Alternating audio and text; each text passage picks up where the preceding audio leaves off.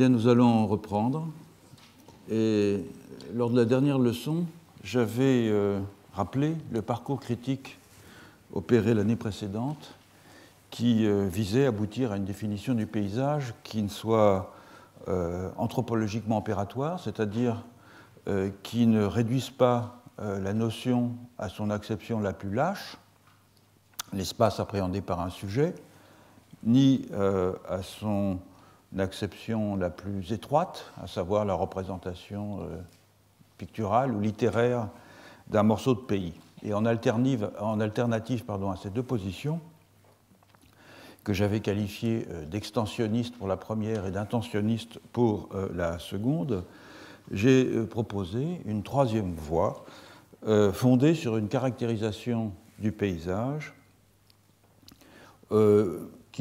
au moyen du processus par lequel le paysage est constitué et que j'ai appelé la transfiguration. Donc je rappelle, la transfiguration, c'est un changement d'apparence délibéré au terme duquel un site devient un signe d'autre chose que lui et révèle par là ce qu'il contenait en puissance.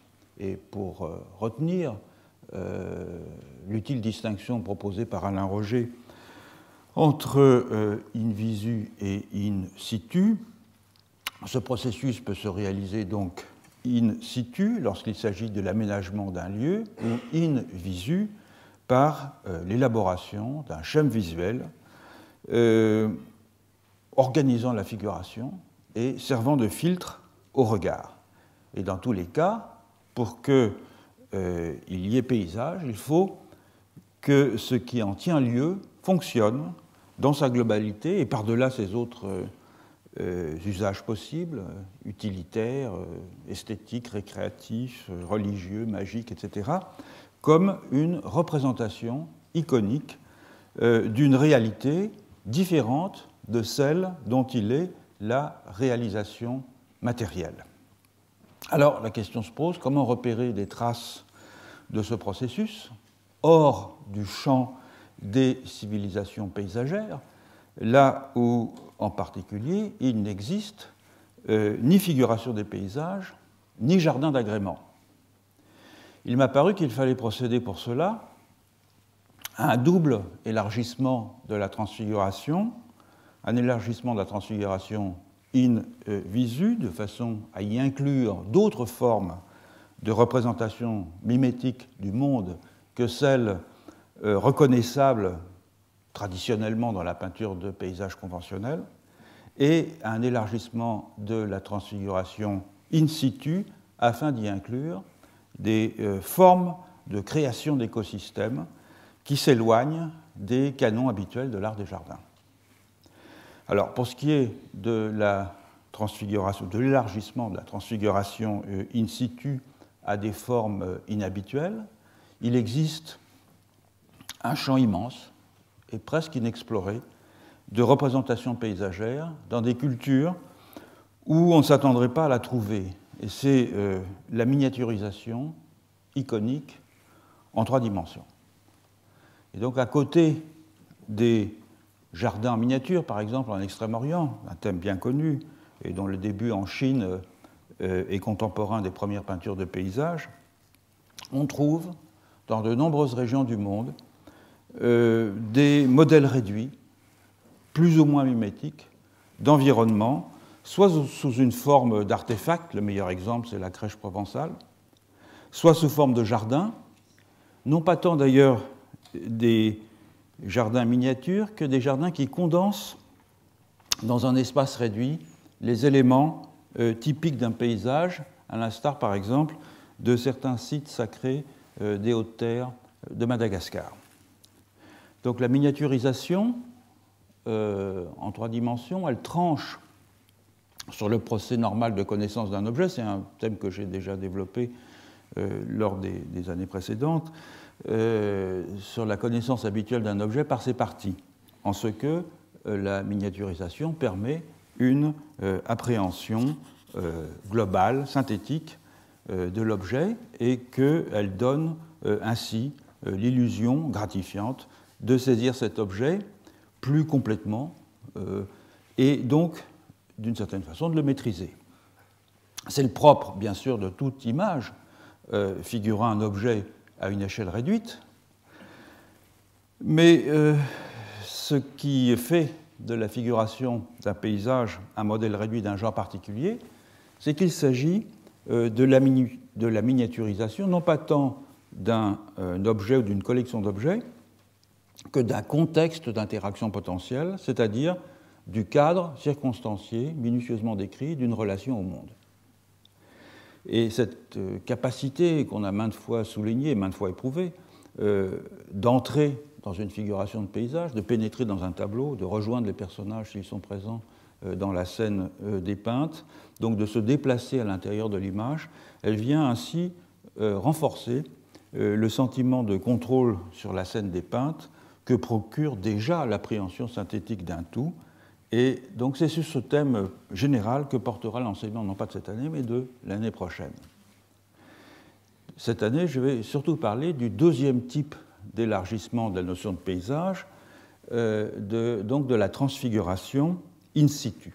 Et deux pistes paraissent prometteuses. D'une part, le symbolisme des jardins vivriers, et d'autre part, la fonction de cadrage des observatoires. Alors, on peut convenir sans difficulté que les jardins d'agrément, encore qu'il faudra développer un peu l'idée, constituent une expression légitime de transfiguration in situ, débouchant sur des formes plus ou moins extensives de façonnement du paysage, tandis que l'on a eu tendance à considérer les jardins de subsistance, les jardins vivriers, comme n'ayant en général d'autres fonctions qu'utilitaires. Or, c'est loin d'être le cas.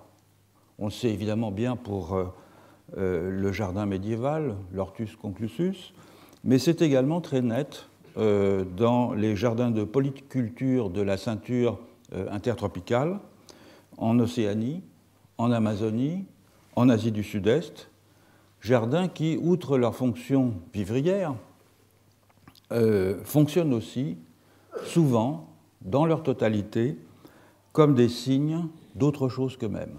Ça peut être des prototypes de fertilité, des modèles réduits de la forêt environnante lorsqu'il s'agit des SAR, des modèles réduits du cosmos, la demeure des esprits, etc., etc. Quant aux observatoires, il va de soi qu'ils peuvent être édifiés exclusivement à des fins de surveillance, à des fins défensives, à des fins d'observation astronomique.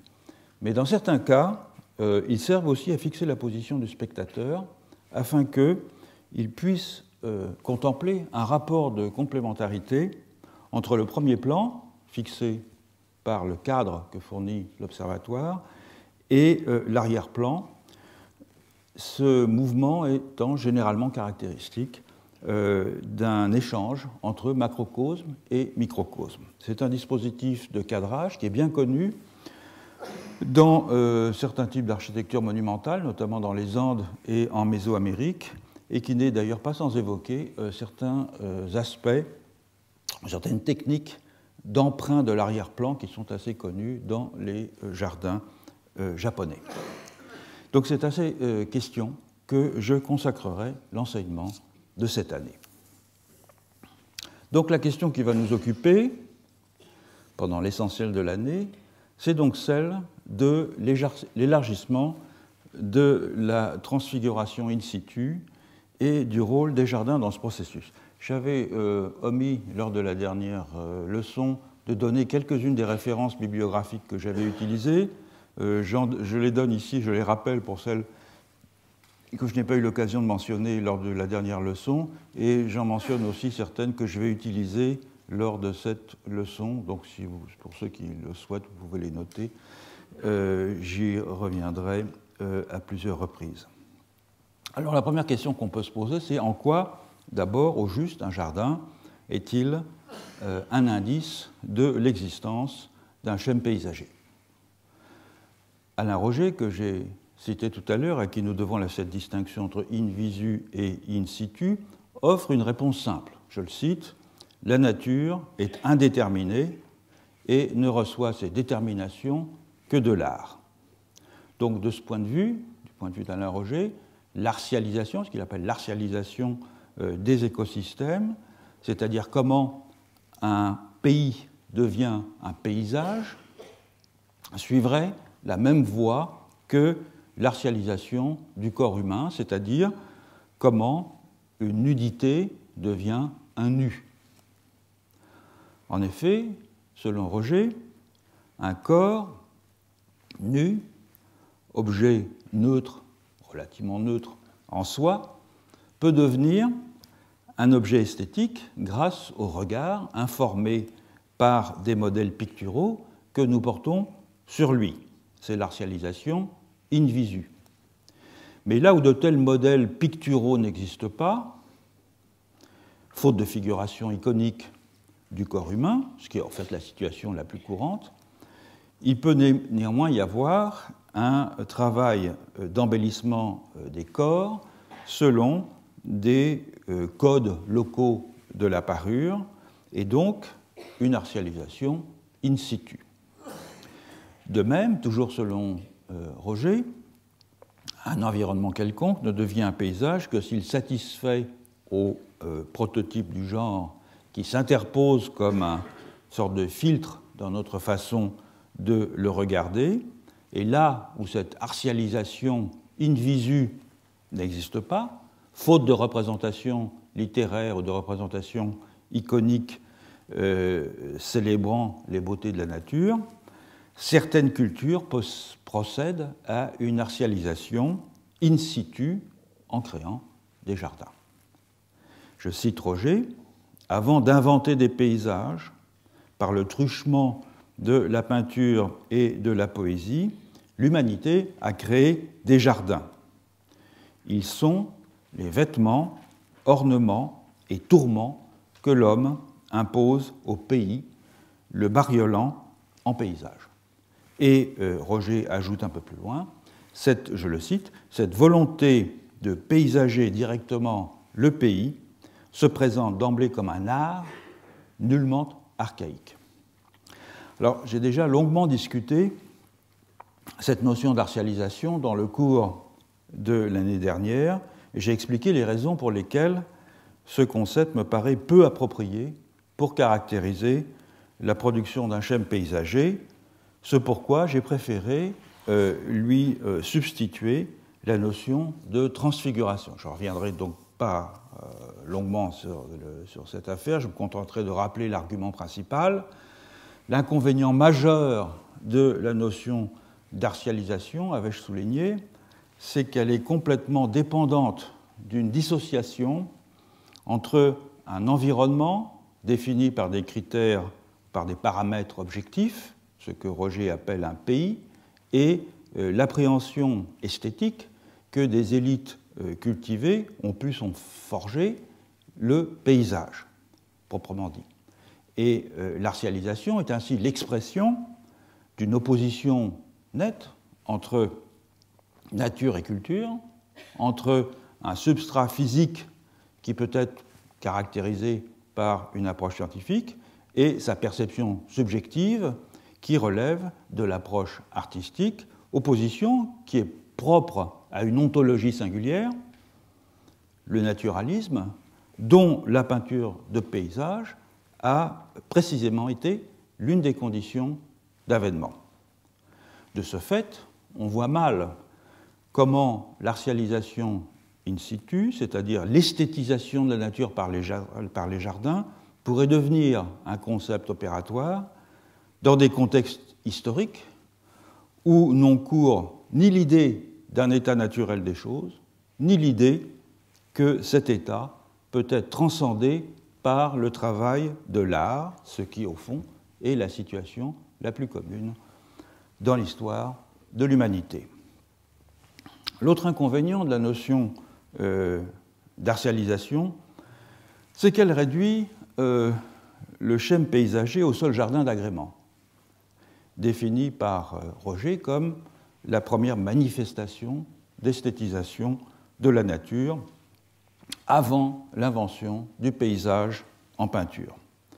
Or, cette définition limite a priori aux seules cultures qui ont développé un art des jardins les opérations d'aménagement et de transformation des écosystèmes à des fins qui ne seraient pas seulement utilitaires.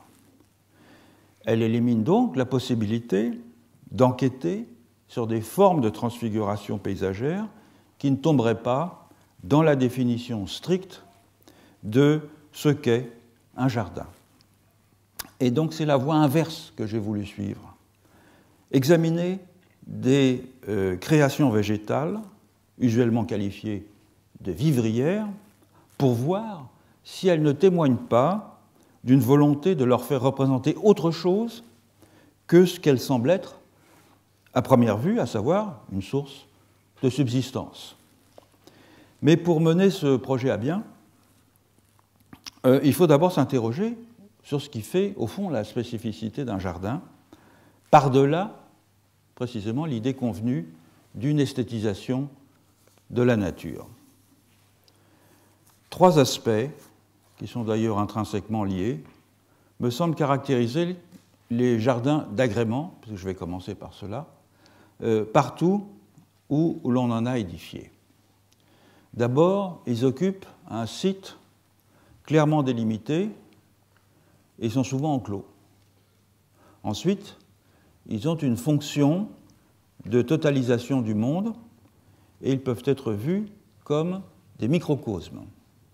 Enfin, ils offrent un cadre qui tranche sur la vie ordinaire et ils favorisent ainsi chez ceux qui les fréquentent un état intérieur particulier. Je vais examiner ces trois aspects tour à tour.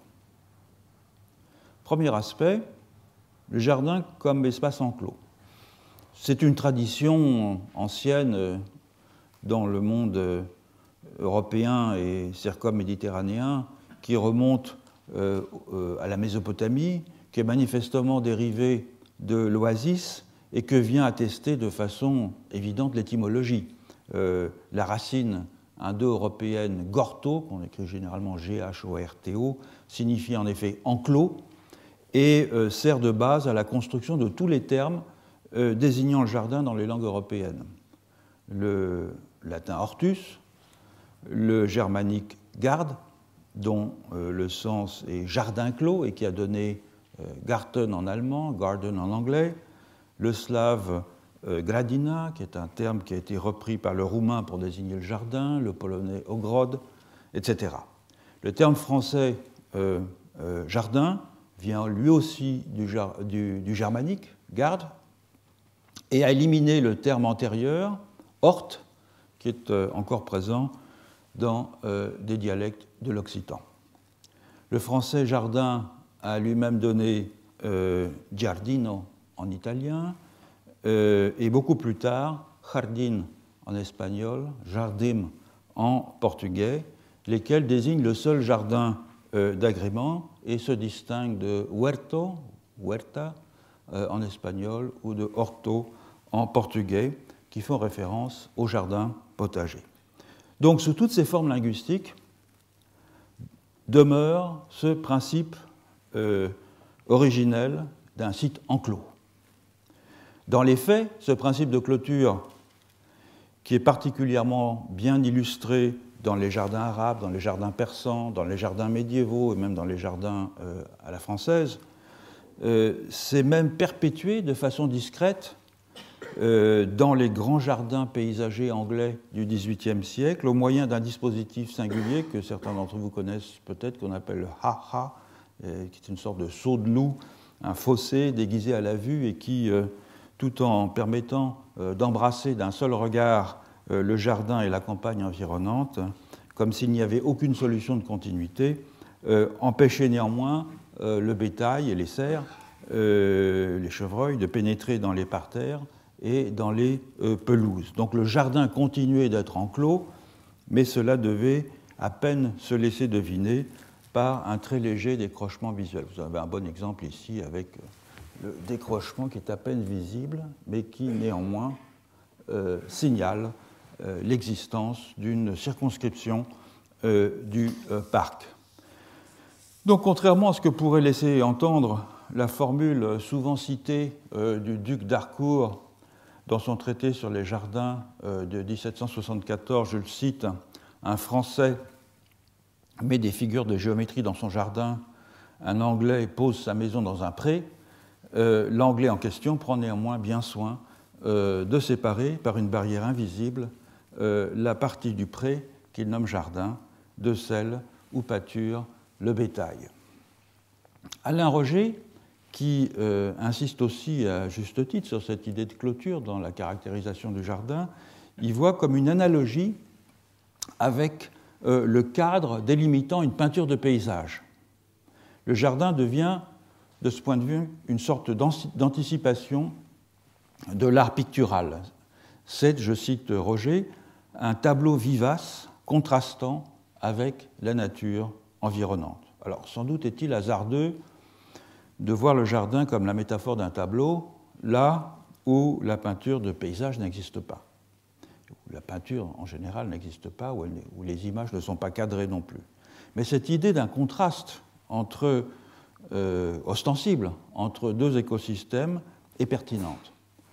Pour que le jardin se réalise comme projet, il faut pouvoir repérer la discontinuité entre ce qu'il est et l'espace qui l'entoure, même si, comme on le verra un peu plus tard, cette délimitation n'est pas toujours aussi tranchée que ne le laisserait supposer l'image convenue du jardin comme œuvre d'art se détachant sur un fond de nature sauvage.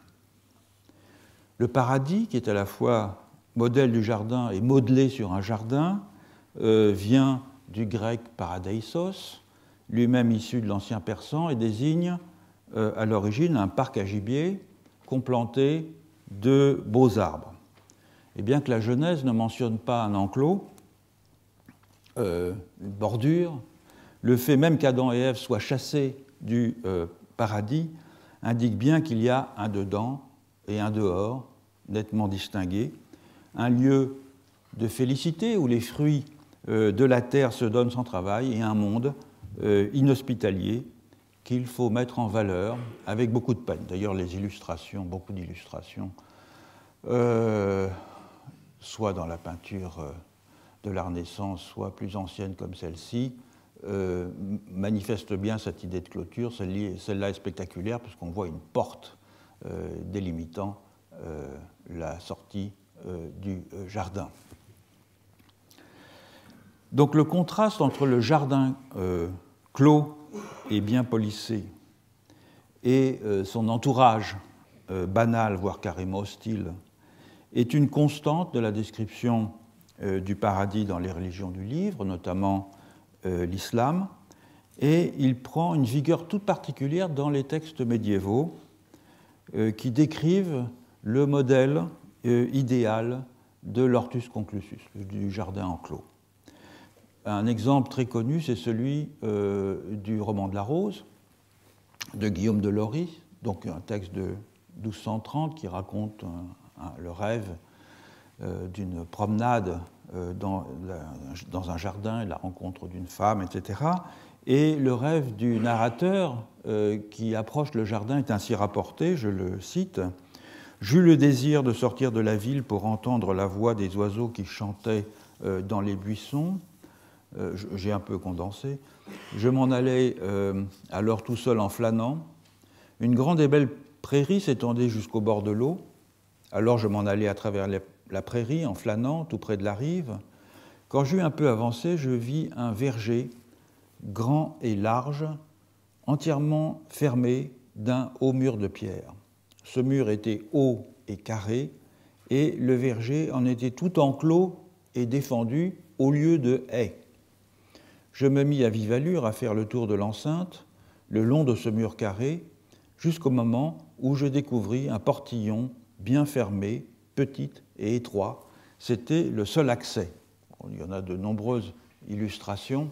Ça, c'est une des plus agréables à regarder, disons.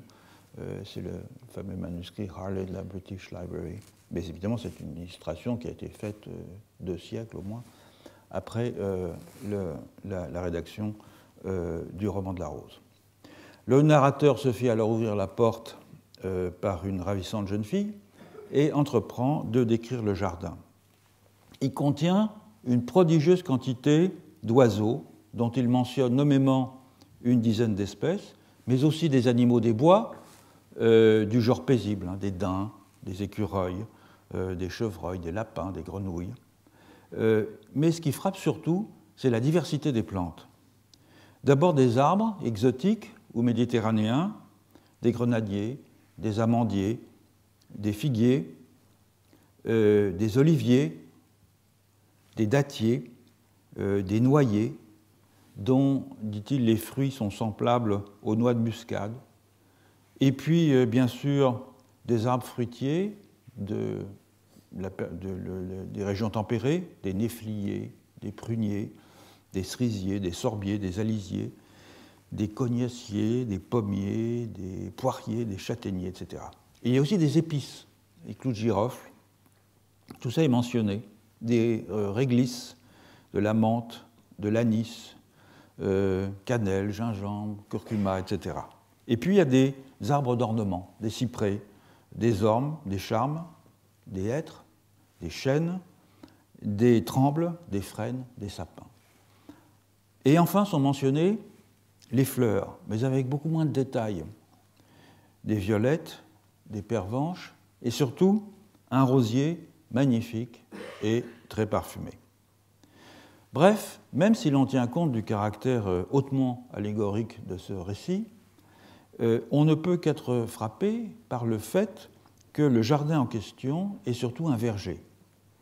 Un verger est au fond un espace où l'on cultive des simples et des épices, plus qu'un jardin de fleurs décoratives. Je reviendrai bientôt sur le jardin médiéval, mais on discerne déjà dans l'énumération des plantes faites par Guillaume de Loris la raison d'être de la clôture, outre évidemment le fait qu'elle protège le jardin des prédations des animaux qui pourraient autrement y pénétrer.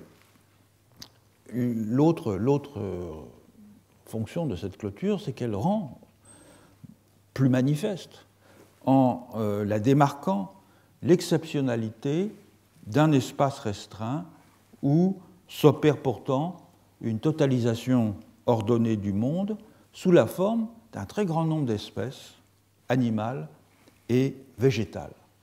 Et ça, c'est par contraste avec les autres espaces environnants, avec la prairie, avec la lande, avec la forêt, avec les champs de céréales, qui sont des lieux relativement pauvres, en biodiversité, tandis que le jardin médiéval, et en particulier celui que décrit le roman de la Rose, surtout évidemment lorsqu'il est imaginaire, devient le site d'une énorme concentration de plantes et d'animaux divers coexistant dans un microcosme qui est un écho du vaste monde concentré dans quelques arpents de terre. Donc cette fonction de totalisation, elle est ainsi la deuxième caractéristique du jardin en général. En lui se condensent tous les éléments du mobilier cosmique. En lui, le monde doit pouvoir être enfermé. Alors, sous sa forme la plus simple, on vient de le voir, cet effet de microcosme s'opère par la création d'un écosystème artificiel dans lequel sont réunies les espèces les plus diverses, et notamment certaines qui ne coexistent pas de façon spontanée. Mais l'effet de réduction cosmique est parfois pris au pied de la lettre, et il s'agit alors d'amonceler des sites et des édifices en grandeur réelle ou en miniature, qui figurent par métonymie les diverses parties d'un pays, d'une région, d'un empire et, à partir du XVIIIe siècle, du monde tout entier. Ainsi en est-il, par exemple, de ce qui a longtemps été le modèle du genre en Europe, les jardins de la célèbre villa de l'empereur Adrien à Tivoli, dans lesquels étaient réunis des reproductions des monuments du monde connu à l'époque, c'est-à-dire des monuments grecs et égyptiens, l'Académie, le lycée, le Prytanée d'Athènes, le sanctuaire de Sérapis et le canal reliant la ville de Canope à Alexandrie. On en a encore une trace à l'heure actuelle. Non loin de là, une autre tentative, beaucoup plus tardive bien sûr, ce sont les jardins, non loin de là, c'est-à-dire toujours à Tivoli, les jardins édifiés par le cardinal d'Este 14 siècles plus tard, suivant le même principe mais en plus modeste, puisque une partie des jardins en rocaille, la Rometta, représente en un agrégat miniature les monuments les plus célèbres de la Rome antique. Et comme l'écrit un visiteur français qui visite le jardin de la Villa d'Este au début du XIXe siècle, et alors qu'il est à l'abandon depuis longtemps déjà, je le cite, c'est Louis Simon. Ce qui rend ce jardin surtout remarquable, c'est l'idée ingénieuse d'y reproduire en miniature les monuments les plus célèbres de l'Antiquité, depuis la Louve de bronze du Vatican jusqu'au Panthéon, amoncelés tous ensemble dans un coin. Et il conclut, un peu mauvaise langue, sur le coût exorbitant de ce chef-d'œuvre de mauvais goût.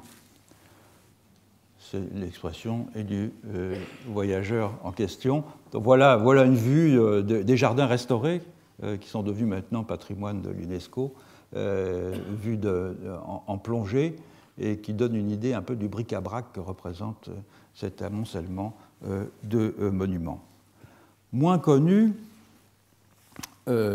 mais très spectaculaires aussi, sont les jardins que le roi René fit édifier autour du couvent de la Baumette à Angers, et qui sont des jardins qui sont très différents de l'Hortus conclusus alors dominant, avec ses divisions géométriques et ses petits compartiments bien délimités, puisque ces jardins de la Baumette sont dispersés sur un terrain accidenté, au milieu duquel est planté un énorme roc.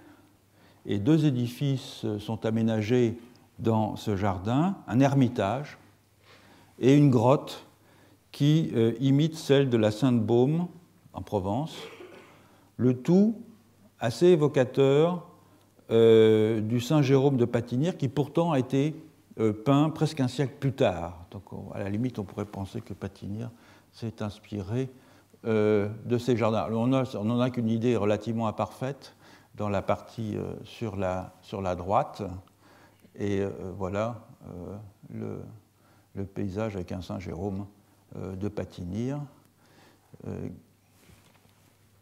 qui est dans l'esprit de ce type de jardin. Il faut dire aussi que le jardin de la Baumette était peuplé, à ce que l'on dit, de curiosités exotiques, des plantes rares, des lions, des singes, des autruches, un éléphant et des hommes habillés en costumes orientaux guidant des dromadaires. Bref, un microcosme bien peuplé, évocateur du paradis à travers ses références à une terre sainte fantasmatique, et qui représente donc à cette période un type de jardin tout à fait exceptionnel. Un autre exemple célèbre de totalisation des différentes parties du monde est le célèbre parc de Stowe dans le Buckinghamshire, dont j'ai déjà eu l'occasion de dire un mot l'année dernière. Sous la houlette du grand jardinier William Kent, ce parc énorme de Stowe se peuple à partir de 1734 d'une quarantaine de monuments, chacun comme l'ambassade d'une civilisation ou d'une époque.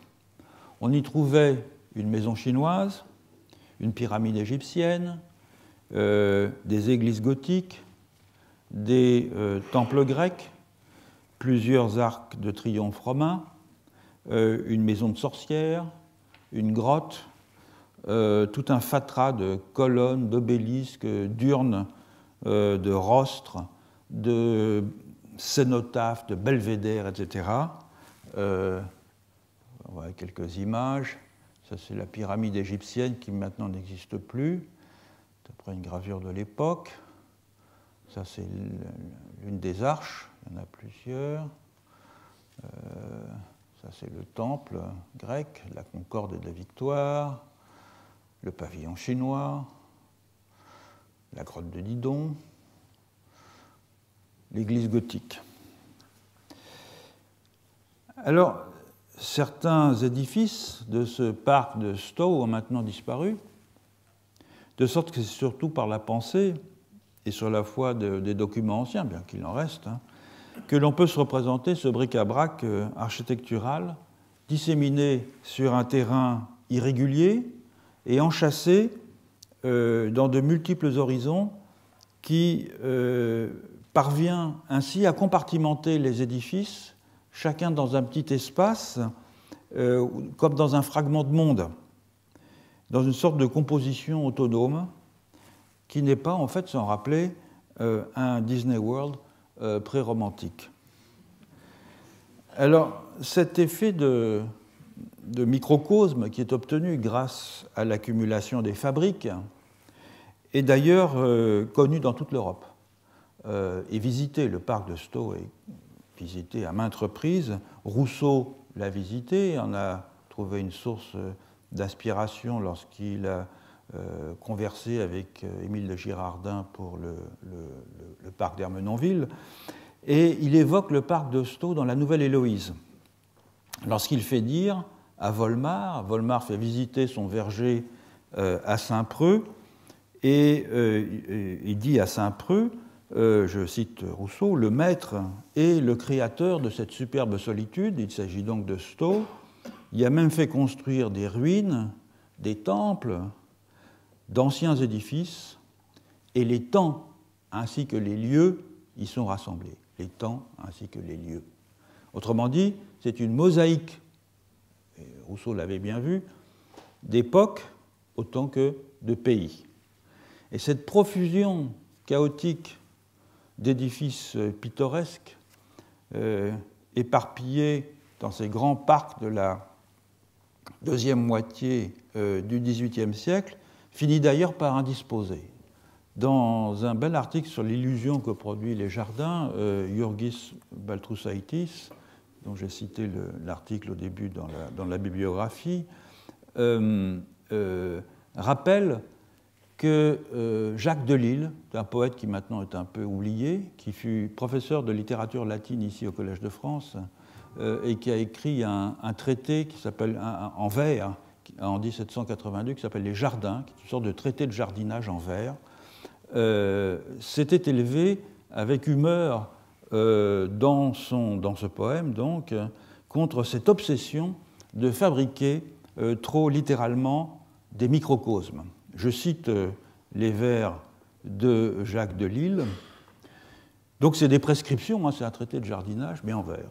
Bannissez des jardins tout cet amas confus d'édifices divers prodigués par la mode, obélisques, rotondes et kiosques et pagodes, ces bâtiments romains, grecs, arabes, chinois, chaos d'architecture et sans but et sans choix, dont la profusion stérilement féconde enferme en un jardin les 4 parts du monde. Les jardiniers écrivaient bien à l'époque, où les poètes s'intéressaient plus au jardin. Les 4 parts du monde, en effet, cette obsession d'enfermer dans un jardin toute la diversité du monde, qui est très caractéristique donc des jardins à plusieurs époques, on vient de le voir, elle n'est pas propre non plus à l'Europe.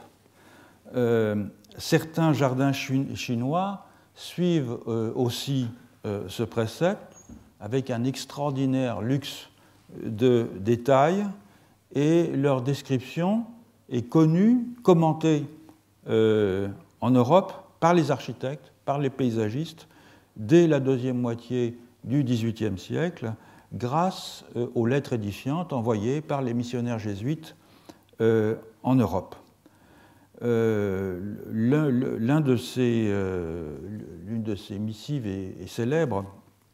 Elle est écrite en 1743 par le père Attiret, qui décrit le Yuanming Yuan, c'est-à-dire le jardin de l'ancien palais d'été de l'empereur de Chine, qui a été détruit par les troupes franco-britanniques, brûlé, pillé par les troupes franco-britanniques lors de la guerre de l'opium, et dont il ne reste plus à présent que des ruines. Et puis aussi les descriptions, à la fois que des visiteurs comme le père Attiré en ont donné, puis aussi des représentations figuratives dans la peinture chinoise.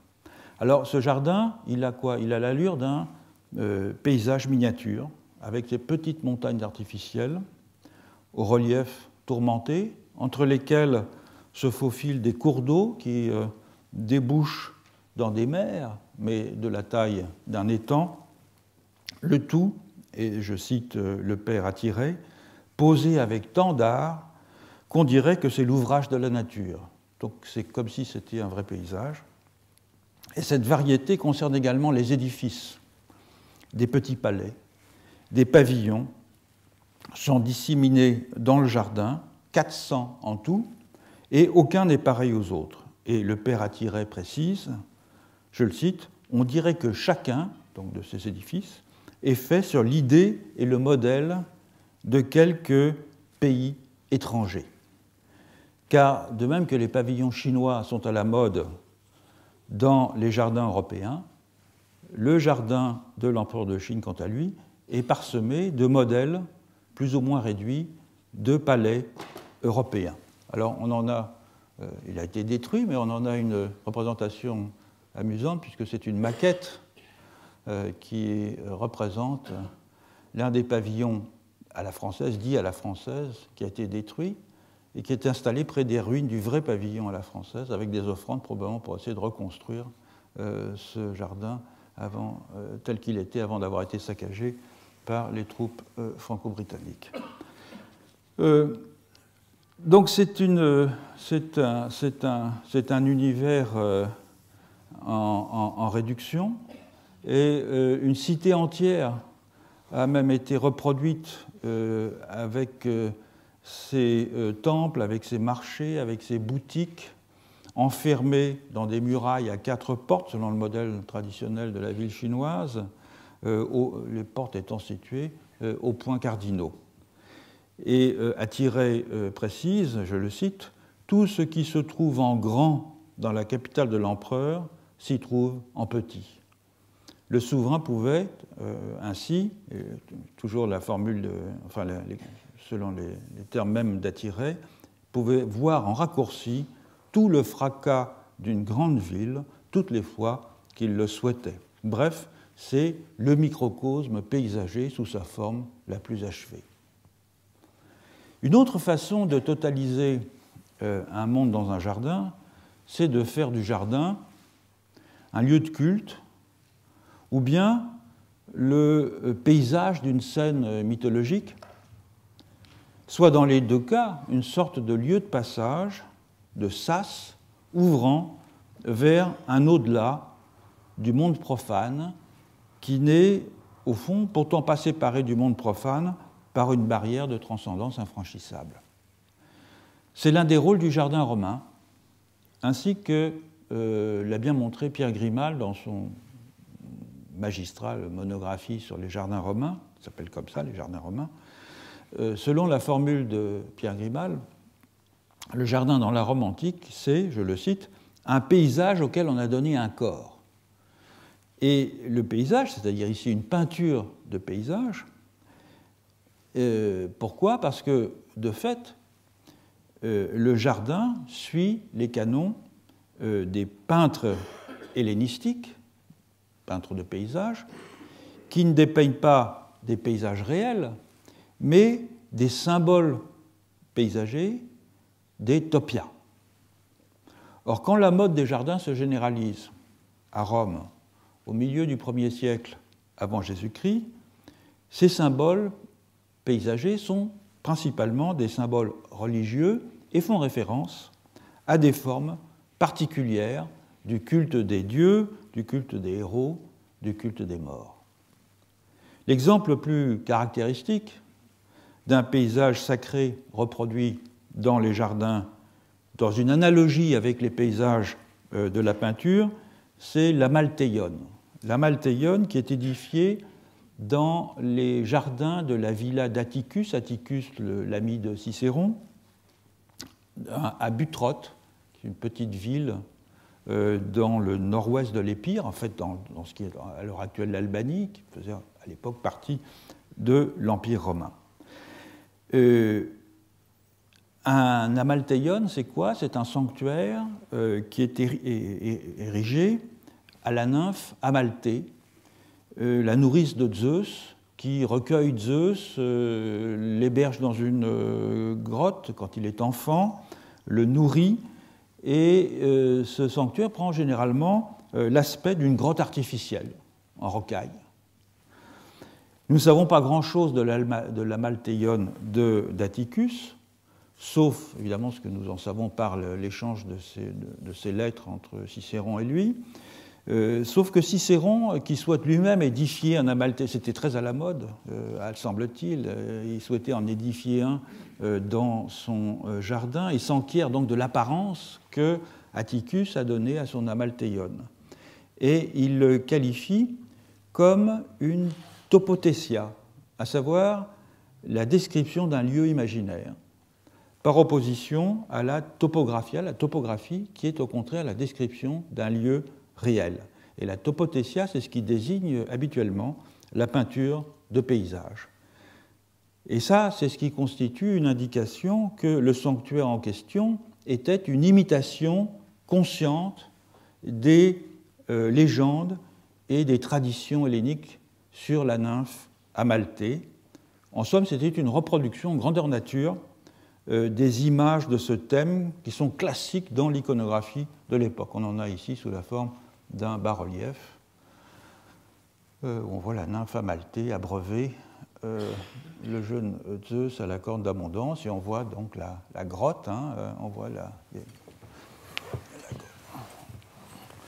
grotte ici avec un jeune pan, et puis un arbre qui pousse dans une anfractuosité de la grotte. Donc cette grotte, telle qu'on peut l'imaginer, à partir de l'iconographie de l'époque, probablement située au centre d'un bois de platane bordé par un ruisseau dans le jardin d'Atticus, appartient en fait à un type classique qui est le type des nymphées, c'est-à-dire des grottes de rocaille qui sont très communes dans les jardins et qui sont les modèles du paysage idyllique qui servait de motif aux peintures ornant les murs des maisons. On en a ici un exemple qui a été relevé au XVIIIe siècle, à la fin du XVIIIe siècle, ou au début du XIXe ou plutôt, par un graveur et qui vient d'Herculanum. Donc cette grotte, ou plus exactement l'image de cette grotte, c'est le cadre devant lequel on voit une jeune fille avec une rangée de statuettes qui sont abritées par la grotte, ici. La grotte, là aussi, il y a un arbre qui pousse dans une anfractuosité. La colonne qui désigne le fait que c'est un lieu sacré, religieux. L'arbre permet d'accrocher un vélum qui protège la jeune fille des ardeurs du soleil.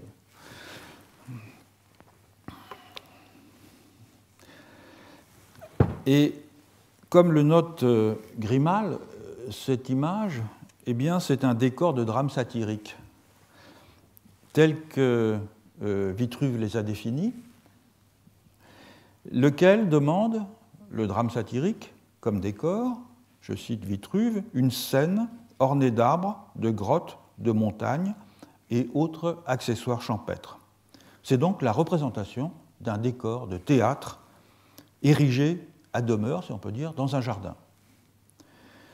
Donc soit sous forme de sanctuaire, soit sous forme de décor pour des représentations de drames satiriques, ce que le jardin romain donne à voir en somme, c'est un environnement mythique, fourmillant de divinités mineures et d'évocations arcadiennes, un microcosme sacré, mais qui néanmoins est aisément accessible, il est à portée de la maison, et dans lequel le promeneur peut d'une certaine façon se donner l'illusion mystique ou littéraire de revenir au temps où les arbres et les sources étaient animés. Et c'est ce qui nous permet de passer à la troisième caractéristique du jardin que j'avais évoquée tout à l'heure, c'est le fait que, au fond, le jardin offre un cadre en contraste avec celui de la vie ordinaire et qu'il induit ainsi chez celui qui le parcourt des dispositions intérieures singulières. La sensation de pénétrer dans un lieu féerique, susceptible de mettre en branle des émotions fortes et diversifiées, a été recherchée activement, et même probablement à l'excès, dans les jardins européens de la deuxième moitié du XVIIIe siècle. On possède en particulier d'innombrables descriptions de la façon de procéder pour parvenir à ce résultat dans les traités sur les jardins de l'époque. Par exemple, on a un projet de François Bettini pour le jardin de l'ambassadeur de Venise, de la République de Venise en France, et Bettini propose de faire alterner une scène joyeuse, le temple de Bacchus, à une scène triste, l'île des tombeaux, qu'il décrit ainsi, une île sombre, couverte de chênes verts et de cyprès, qui doit inspirer la vénération et la douleur. Et cela masque en fait la scène suivante que l'on découvre lorsque l'on se déplace, qui est le pont des Triomphes, qui est placé au contraire dans un lieu riant. Puis c'est le jardin délicieux, toujours l'expression de Bettini, avec le temple de Vénus, qui précède un désert affreux, propre à susciter le désespoir et l'épouvante. Chaque thème est décrit en fonction du genre d'émotion qu'il est censé susciter. Ainsi, les monuments funéraires, et ils sont nombreux dans ces jardins, sont divisés en 3 types. Donc c'est toujours le projet de Bettini pour le jardin de l'ambassadeur de Venise. Les monuments funéraires qui perpétuent un souvenir agréable doivent être placés, je cite Bettini, sur une belle colonne décorée de bosquets de roses, de jasmin, de vignes qui ramperont et viendront l'ombrager en guirlande. Les monuments funéraires qui évoquent un souvenir douloureux se cacheront dans un renfoncement enfoui dans un bosquet épais, d'ifs, de cyprès et de saules pleureurs. Et si le monument funéraire commémore une action héroïque, il doit être placé au milieu d'un bosquet de cyprès ou de chênes verts et entouré de lauriers. Dans un autre texte qui a eu beaucoup de succès au Royaume-Uni dans la deuxième moitié du XVIIIe siècle, qui est un livre qui s'appelle Elements of Criticism d'un magistrat écossais qui s'appelle Henry Home, qui était une sorte de traité de savoir-vivre et de savoir-penser, de bon goût et de façon correcte de raisonner pour les gentlemen. Dans ce livre, il y a un chapitre qui est consacré au jardin et à l'architecture, ce qu'il faut savoir quand on est un gentleman en matière de jardin et d'architecture. Et Henry Home donc mentionne les différentes impressions que les scènes du jardin doivent faire sur l'âme de celui qui les contemple. L'enchanté, l'horrible, le riant, les scènes majestueuses, douces, gaies, élégantes, sauvages, mélancoliques.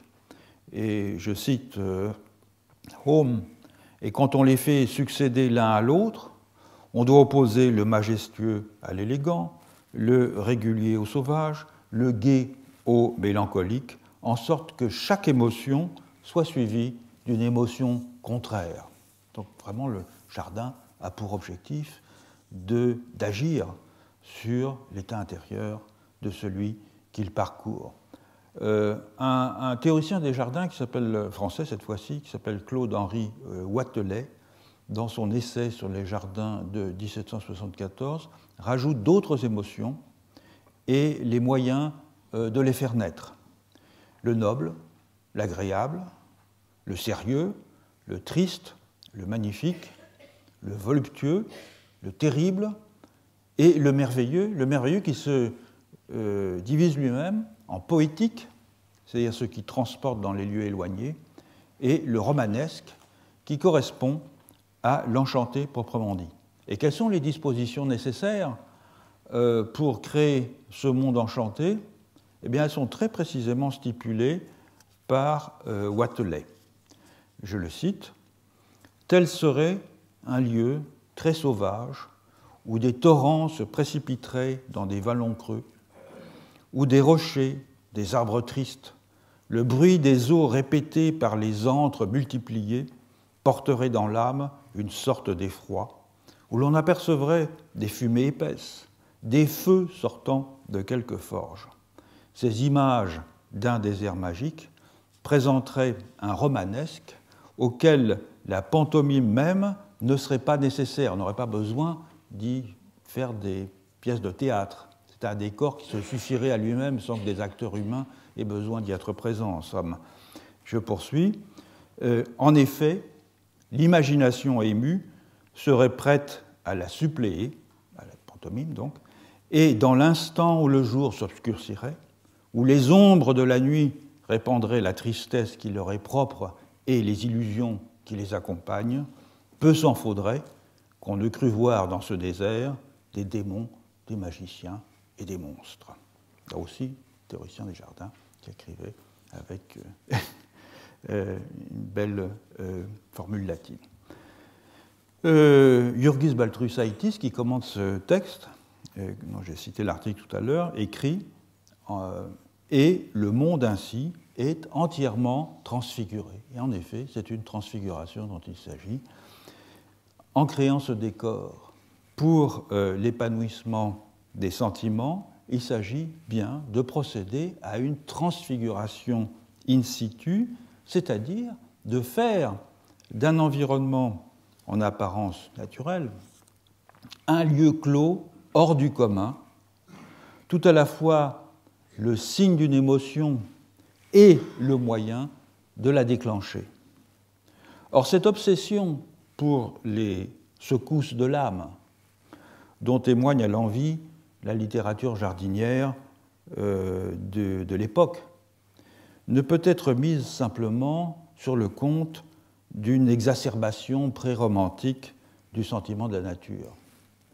Les théoriciens des jardins ne font ici, au fond, que pousser au paroxysme de l'artifice une caractéristique probable de tous les jardins, d'agrément en tout cas, qui est de procurer généralement, à proximité immédiate des lieux habités, un milieu de vie sui generis, à mi-chemin entre l'espace proprement domestique et l'environnement urbain ou rural au sein duquel il s'insère, un milieu de vie qui est donc comme un prolongement de ce microcosme que l'on endosse comme un vêtement à quoi la maison s'assimile.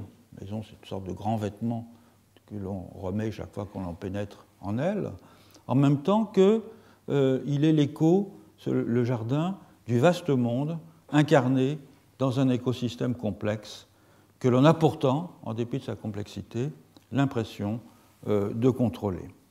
Donc, lors de la prochaine leçon, nous commençons à examiner comment ces trois traits typiques, caractéristiques du jardin d'agrément, la nette circonscription spatiale, l'effet de totalisation et la fonction de stimulation des états internes peuvent aussi s'exprimer dans des jardins vivriers et donc y produire la transfiguration in situ qui, à mon sens, signale une opération paysagère. Merci.